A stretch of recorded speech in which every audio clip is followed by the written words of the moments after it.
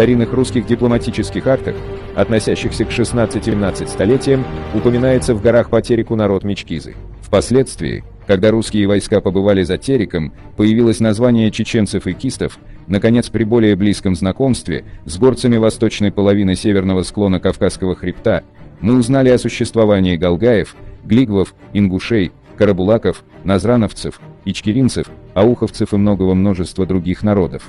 После лингвистических исследований оказалось, что все они составляют одно племя или народ, который сам себя называет нахчи. У нас же теперь известен под именем чеченцы.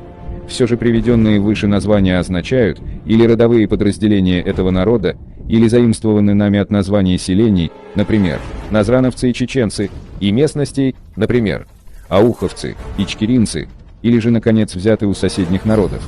Так, Мичкыс в наших актах есть искаженное название Мичикюч, под которым чеченцы известны у кумыков. Кисты или кистины – грузинское название того же народа. Карабулаки – татарское название части плоскостных чеченцев. Глигвы – грузинское имя для горных чеченцев и так далее.